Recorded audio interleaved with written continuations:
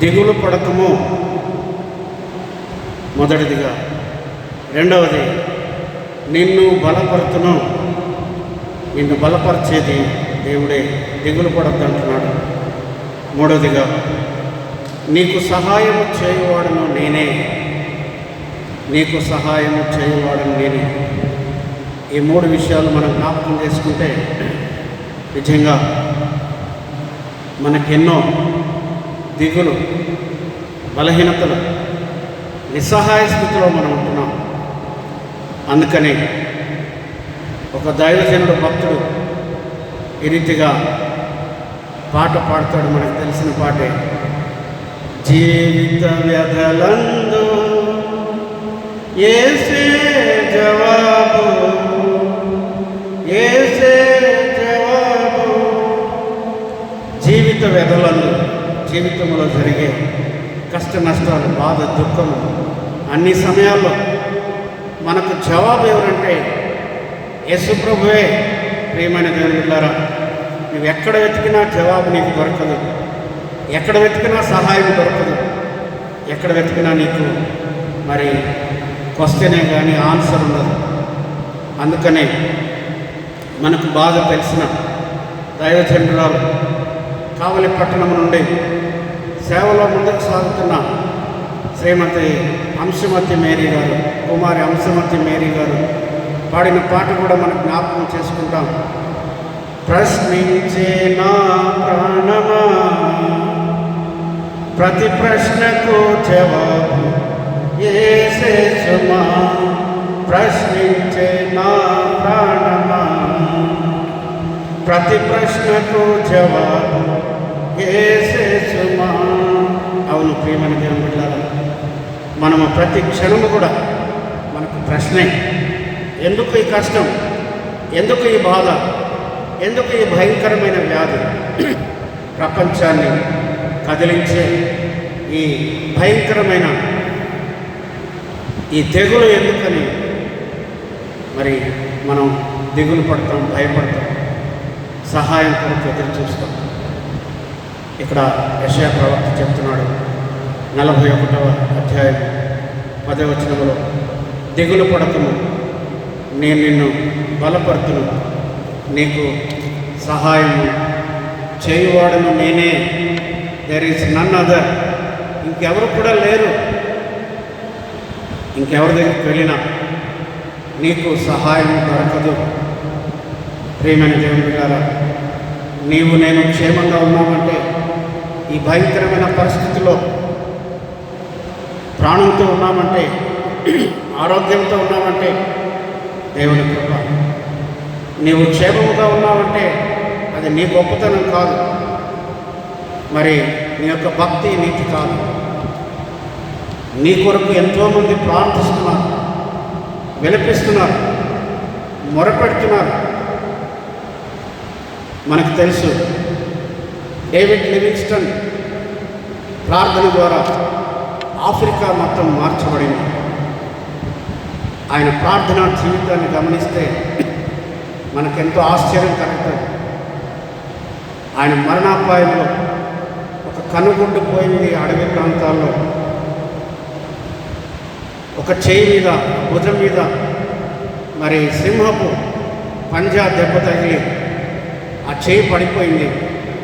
నడవలేని స్థితిలో మోకాళ్ళ మీద కూర్చొని, ఆఫ్రికాను రక్షించు ప్రభువా, ఆఫ్రికాలో ఉంటున్న ప్రతి బిడ్డ పరలోకానికి రావాలి అని మోకాళ్ళ మీద కూర్చొని గంటల తరబడి ప్రార్థన చేస్తూ ఆ రీతిగా ఉండడంతో అక్కడ ఉంటున్న కొంతమంది ఆ ఎండకి, వర్షానికి కాపుదల కోసం ఆయన ఒక టెంట్ వేశారు.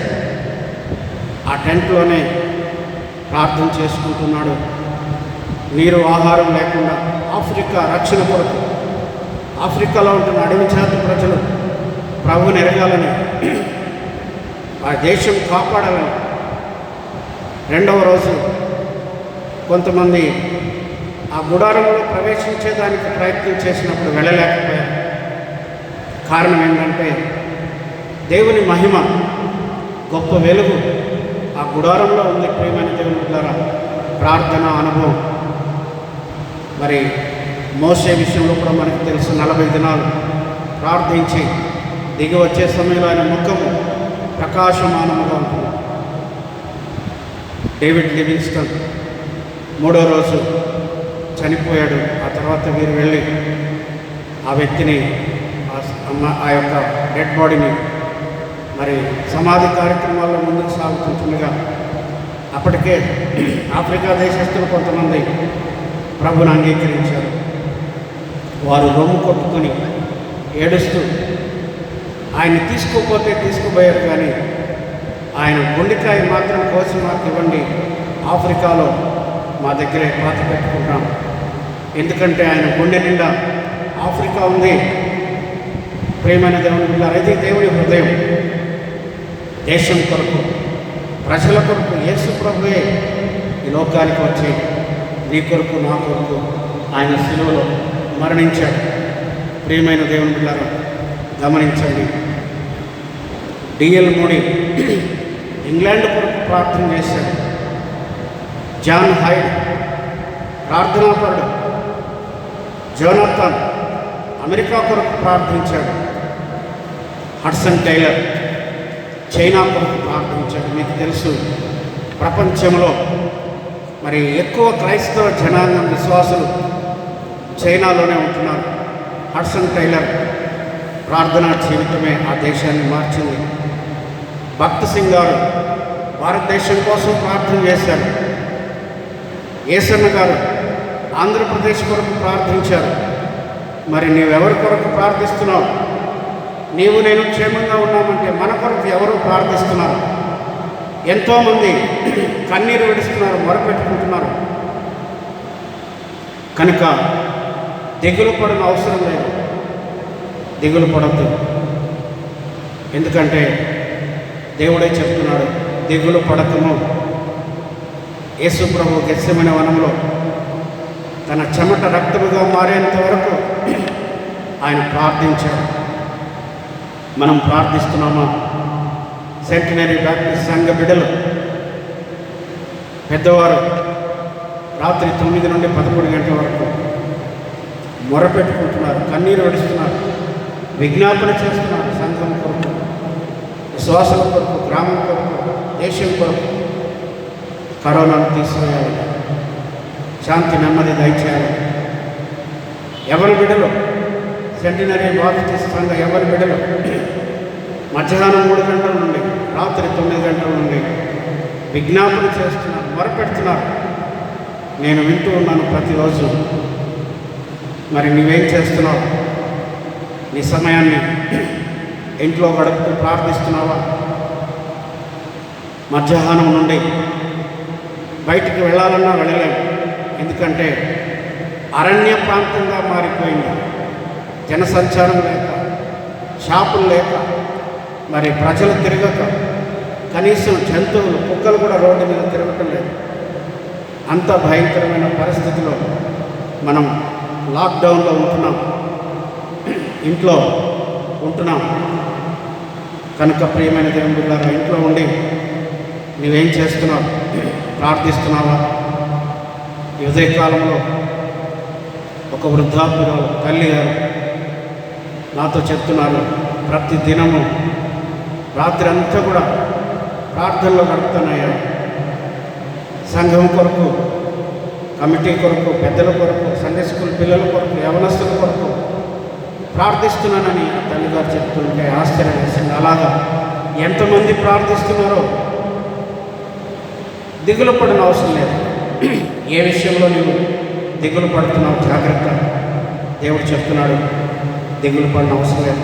అరణ్యంలో ఇశ్రాయేలు దిగులు పడ్డారు ఆహారం కొరకు, నీరు కొరకు, మరి వాళ్ళకి ఆధిక్యత కొరకు మరి పాకులాడారు, కొనుక్కున్నారు, సనుక్కున్నారు, దేవుని మీద తిరుగుబాటు చేశారు. ఈ దినాల్లో అనేక మంది కొనుక్కోవడం, సనుక్కోవడం జరుగుతుంది. దేవుడు వింటున్నాడు. కొనుక్కున్నా సనుక్కున్నా మనం ఏం చేస్తాం? ఏమి చేయలేము. ఎందుకు ఈ బతుకు, ఈ భయంకరమైన జీవితం? బయటకు వెళ్ళలేక, ఇంట్లో ఉండలేక, సరైన ఆహారంకి ఆర్థిక ఇబ్బందులు పడుతూ, ఉద్యోగాలు లేక, ఫ్యాక్టరీలు మూసివేసి ఎంతో భయంకరమైన పరిస్థితులు అవుతుండగా దిగులు లేకుండా ఎలా ఉండగలమండి అని మీరు అనొచ్చేమో. ఉంటుంది దిగులు, కానీ ప్రతి ప్రశ్నకు జవాబు వేసే జీవిత వెదలందు వేసే జవాబు. నువ్వు దేవుని వైపు చూస్తే నీకు జవాబు దొరుకుతుంది. దిగులు పడిన అవసరం లేదు. నిన్ను బలపరిచేది దేవుడే. బలహీనతలో ఉన్నావా? కరోనా పాజిటివ్ ఉందా? వచ్చి వెళ్ళిపోయిందా? లేకపోతే కరోనా వల్ల నీ కుటుంబంలో దుఃఖం ఉందా? కుటుంబ సభ్యుల్ని పోగొట్టుకొని బాధలో ఉన్నావా? బలహీనతగా ఉన్నావా? దిగులు పడిపోయి మరి దిగజారి కృంగిపోయిన స్థితిలో ఉన్నావా? సర్వసృష్టికర్త అయిన దేవుడు చెప్తున్నాడు, నిన్ను బలపరిచేది నేనే. మనల్ని మనం బలపరచుకోవడానికి ఎన్ని బలమైన ఆహార వస్తువులు తిన్నా ఆ బలము మనల్ని బలపరచలేదు. మరి రోజు చికెన్ తిన్నా, మటన్ తిన్నా, రోజు మల్టీవిటమిన్ ట్యాబ్లెట్స్ వేసుకున్నా, రోజు పండ్లు ఆకుకూరలు తిన్నా, మరి మనకు ఒకవేళ ఆ బలము సరిపోదేమో. కానీ దేవుడిచ్చే బలం ఎంత గొప్పదో. ఆజానుబాహుడైన గొల్యాతును ఎదుర్కొనేదానికి చిన్న బాలుడైన దావీదుకు ఆ బలం ఎక్కడి నుంచి వచ్చింది? మరి బైబిల్ గ్రంథంలో కొన్ని బలమైన ఆహార పదార్థాలు మనకున్నాయి. దానియేలు తిన్న ఆహార పదార్థాలు, ఆకుకూరలు, పండ్లు. పాత నిబంధనలో కానీ యేసుప్రభులో కాలంలో కానీ ఎక్కువగా తినింది రొట్టె, గోధుమ రొట్టె, బ్రెడ్. దాంతో కూడా మరి చేపలు ఎక్కువగా తినేవారు, చేపలు. అలాగే ద్రాక్షారసం అంటే మత్తు పదార్థం కాదు, ఫ్రెష్గా అప్పుడే తీసుకున్న పండ్ల రసం. ఈ బలమైన ఆహారాలు తీసుకుని వాళ్ళు ఎంతగానో బలపడ్డారు. మరి యేసు ప్రభు సైతానికి ఒక మాట చెప్తాడు, మనుషుడు రొట్టె వల్ల మాత్రమే కాదు కానీ దేవుని నోటి నుండి వచ్చి ప్రతి మాట వలన జీవించును. వీటన్నిటినీ పక్కన పెడితే మనం జీవించేది దేవుని వాక్యం అనే జీవాహారం ద్వారా తీసుకుంటున్నావా? ప్రతిదినం వాక్యం చదువుతున్నావా? అన్ని పనులు చేస్తాం. సెల్ ఫోన్లకి 24 గంటలు టైం ఇస్తాం, గేమ్స్ ఆడతాం, పిల్లలకి ఇస్తాం, ఇంకా ఏదేదో ప్రోగ్రాంలు యూట్యూబ్లో ఈ మధ్యన ఎక్కువ టిక్టాక్లు వచ్చేసాయి. అది చూసుకుంటూ మరి అన్నం మాడిపోయినా కూడా వాళ్ళకి తెలవటం లేదు. కానీ దేవుని సన్నిధానంలో జీవాహారాన్ని తీసుకుంటున్నావా? వాక్యాన్ని చదువుతుంటున్నావా? వాక్యం ద్వారా బలపడుతున్నావా? ప్రియమని దేవుని ద్వారా నిన్ను బలపరిచేది వాక్యం ద్వారానే. మొదటిగా దిగులు పడద్దంటున్నాడు, రెండవది నిన్ను బలపరిచేది నేనే అంటున్నాడు, చివరిదిగా మూడవదిగా నీకు సహాయం చేయవాడను నేనే. It is I who help you. నేను నీకు సహాయం చేశాను. In your frustration, in your depression, in your sadness, సహాయం కొరకు చూస్తున్నావా? మన దేవుడు 2 చేతులు చాపి నీ కొరకు ఎదురు చూస్తున్నాడు. మత్తయి సువార్తలో చెప్తున్నాడు, ప్రయాసపడి భారం మోస్తున్న సమస్త జనులారా నా యొద్దకు రండి, నేను మీకు విశ్రాంతినిస్తాను. సహాయం కొరకు కొండల తట్టు కన్నులెత్తితే దొరకదు, యెహోవా యొద్దనే సహాయం. అందుకని నీకు సహాయం చేయవాడను నేనే.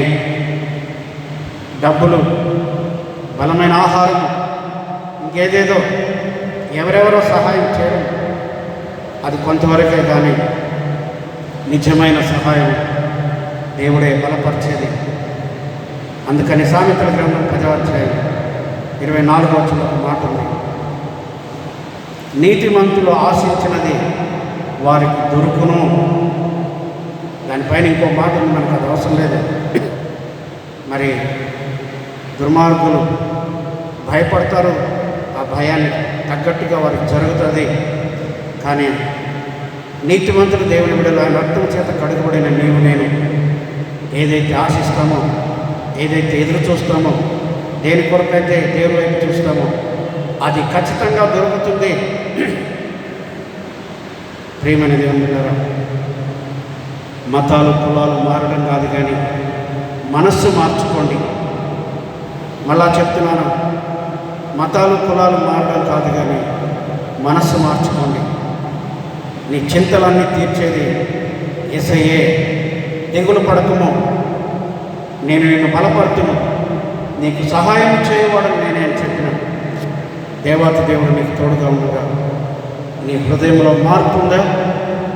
ఇంకా నాకేమి లేదు, బలం ఉంది, జ్ఞానం ఉంది, చదువు ఉంది, అందం ఉంది, నేనేమైనా చేయగలను అనుకుంటున్నాను. అలాగా ఒక ధనవంతుడు సమృద్ధిగా ఆహారం పెట్టుకొని కొట్లు నింపుకొని దాన్ని చూసుకుంటూ ఆనందిస్తున్నాడు. నా ప్రాణమా తినము తాము సంతోషించు. అలాంటి వారిని దేవుడు ఏమంటున్నాడు అంటే వెర్రివాడా అంటున్నాడు.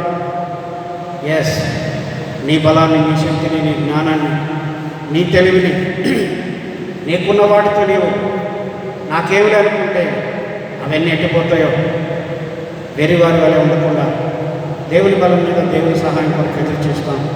దేవుడు తప్పకుండా మనకు దేవుని ఆశీర్వాదాలు ఇవ్వాలని కోరుకుంటున్నాం. ప్రార్థన చేసుకుంటాం. తనలో వచ్చి కలుసుకున్నట్లయితే సంఘ సెక్రటరీ కోవూరు సురేష్ గారు మనల్ని ప్రార్థనలో నడిపిస్తారు. తనలో వచ్చి ప్రార్థన చేసుకుంటున్నాం. మమ్మల్ని నీతిగా ప్రేమించిన మా ప్రియ పరలోకపు తండ్రి, బంగారు తల్లితో స్థుతిస్తూ ఆయన ఇదో మా తండ్రి పాస్టర్ గారు చెప్పినటువంటి వాక్యపు సత్యాలను మా తండ్రి మా హృదయాలను మేము భద్రపరచుకొని వాటి ప్రకారం జీవించడానికి మీ కృపను అనుగ్రహించమని ప్రార్థిస్తున్నాం. మా తండ్రి మీరే బలపరిచే దేవుడైనందుకు మీకు వందనాలు నాయన. మీరే సహాయం చేసే దేవుడైనందుకు వందనాలు మా తండ్రి. బలవంతుడా మా తండ్రి, మేమందరం కూడా బలహీనమై ఉండగా మా తండ్రి, ఈ కరోనా వైరస్ మా తండ్రి మమ్మల్ని అందరూ కూడా ఆధైర్యపరిచే మా తండ్రి, బలహీనంగా చేసేవాడు మా తండ్రి. అటు వారందరూ కూడా మీరు మా తండ్రి మీ యొక్క రక్త ప్రోక్షణలో మా తండ్రి కడిగి శుద్ధీకరించి బలపరచమని ప్రార్థిస్తున్నాం మా తండ్రి. సంఘమంతటినీ బలపరచండి మా తండ్రి. మా దేశాన్ని, ప్రపంచాన్ని మీరు మా తండ్రి బలపరచమని ప్రార్థిస్తున్నాం మా తండ్రి. శక్తి గల దేవ మీకే వందనాలు మా తండ్రి.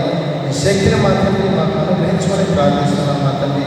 మేమందరం కూడా మా తండ్రి భయపడక మా తండ్రి మీలో కొనసాగించడానికి మీకు మనం అనుగ్రహించమని ప్రార్థిస్తున్నాం మా తండ్రి.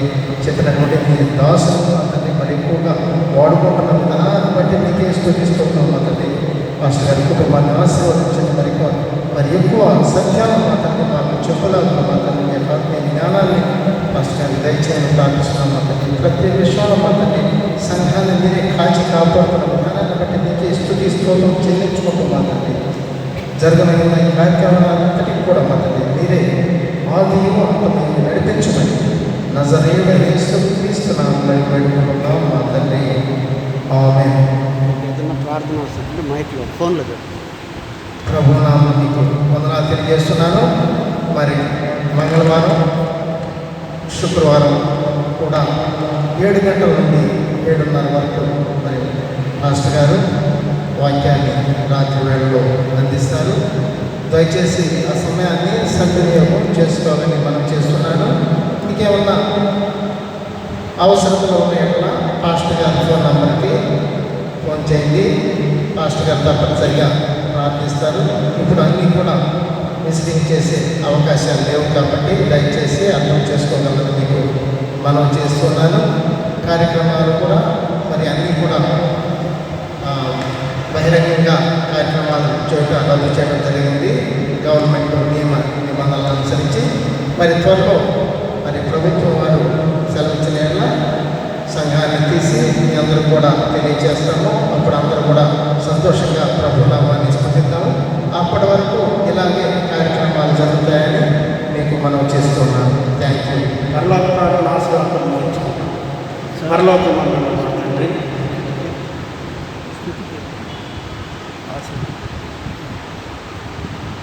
ఆశీర్వాదం వర్షింపచేయునిగా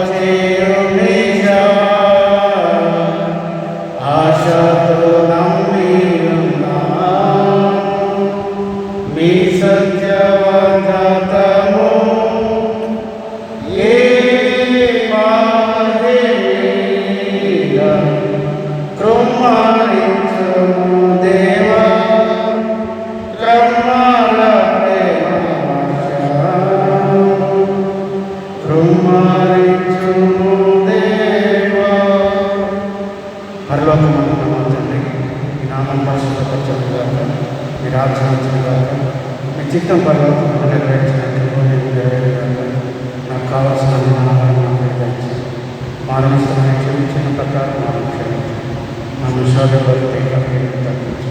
ఎందుకంటే రాజ్యం బలము మహిమ నిరంతరం నీవైనా పరమతండ్రి. ఆమేన్. మన పరమ తండ్రి యెహోవా దేవుని యొక్క ప్రేమ, యేసుక్రీస్తు ప్రభువు వారి యొక్క కృప, పరిశుద్ధాత్మ దేవుని యొక్క సహవాసం సన్నిధానం ఇక్కడ చేరిన ప్రతి బిడ్డకు, ఈ యొక్క ఆరాధనలో పాల్గొని గృహాల్లో ఉంటున్న ప్రతి బిడ్డ ఇప్పుడే సదాకాలం తోడైన కాపాడి నడిపించగాక. ఆమేన్. మీకందరికీ వందనాలు. ప్రభువు మిమ్మల్ని దీవించి ఆశీర్వదించుగాక. God bless you.